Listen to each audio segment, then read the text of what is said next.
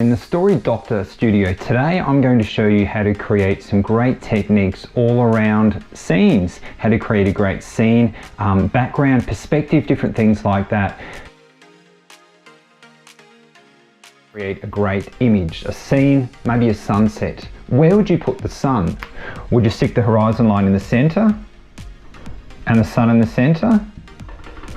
That could work, but it doesn't look natural. It's very symmetrical. What we like to do in drawing is to create something called the rule of three.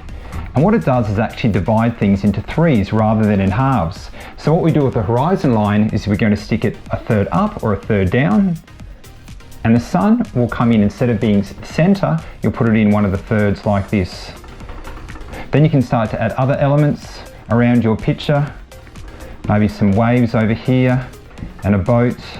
And that actually creates a lot more movement in your picture. Nice flow, so rather than being central like you're drawing a face, you're actually creating a bit of rhythm to your picture. So think about that, the rule of three. Let's imagine this is our horizon line. Lines that go into the distance will look like they're going to vanish. So we can put in a little dot like that. Let's imagine this is a road. This is called single point perspective. The road will get smaller and smaller in the distance and then finally disappear. And then we can draw lines like that. Very, very simple. We can do this using something called 2-point perspective, which is a bit trickier, but lots of fun.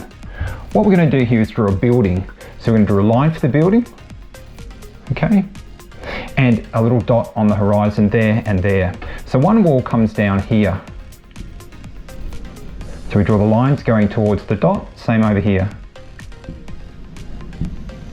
We can then add a door and a window. As long as those lines keep going down like this, we end up with a very cool little house. There you go, perspective. Let's imagine my arm here for a moment, sticking up here. From the side, you can see how long my arm is, a really long arm. But when I move closer towards the camera, you can see it gets shorter and shorter. In fact, my hand gets bigger and bigger.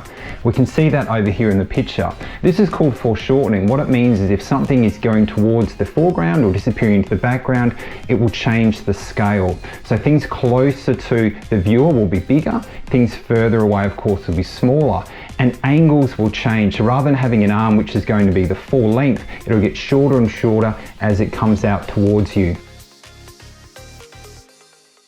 Scale is a relationship between different objects and shapes in a picture. For example, if you draw a picture of a stick person like this, standing next to a building which is the same size, it's going to look a bit strange, or maybe the little person here is actually a giant. So what we need to do is think about the size of something in relationship to something else.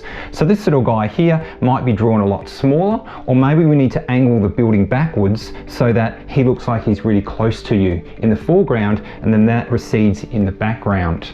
It's especially important when you're drawing a number of characters together. Think about the relationship between them. Is someone a head higher than somebody else? And make sure you always draw them with that scale each time.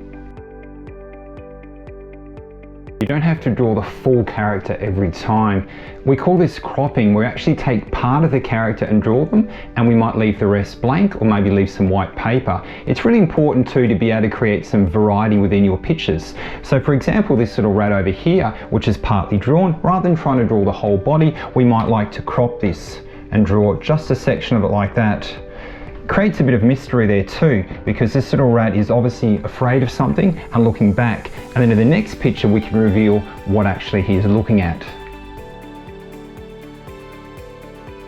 We start by drawing a nice detailed scene before we introduce our character, like you can see on the board. Lightning in the sky, mountains, trees, a fence and a little road, and then we sneak in a little tiny character there somewhere.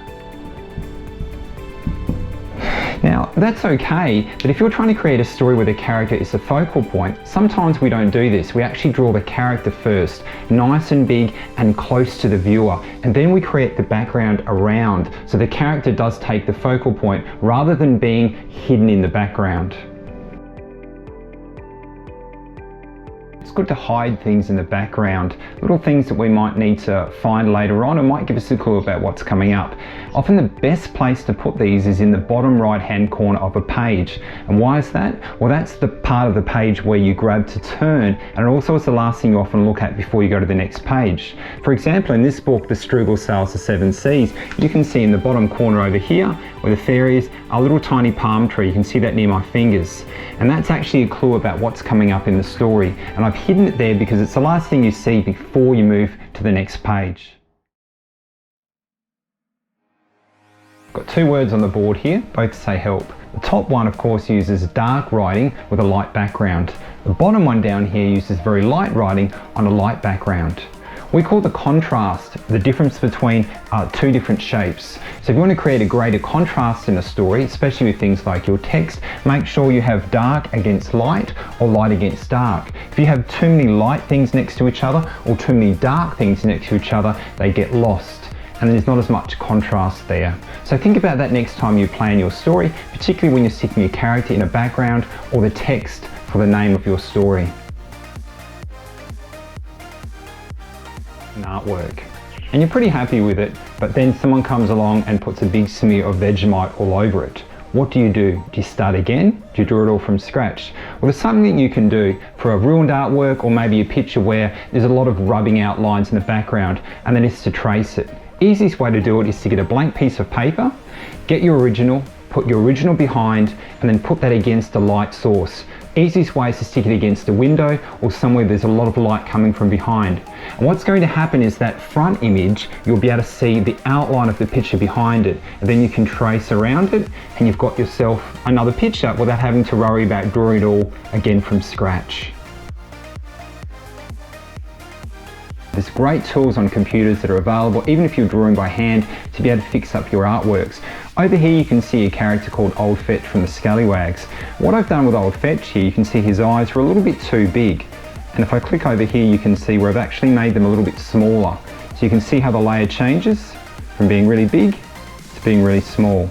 And that's simply by taking the computer and changing the scale of something, putting it back over the artwork, and hey presto, you've got a final drawing that you're happy with.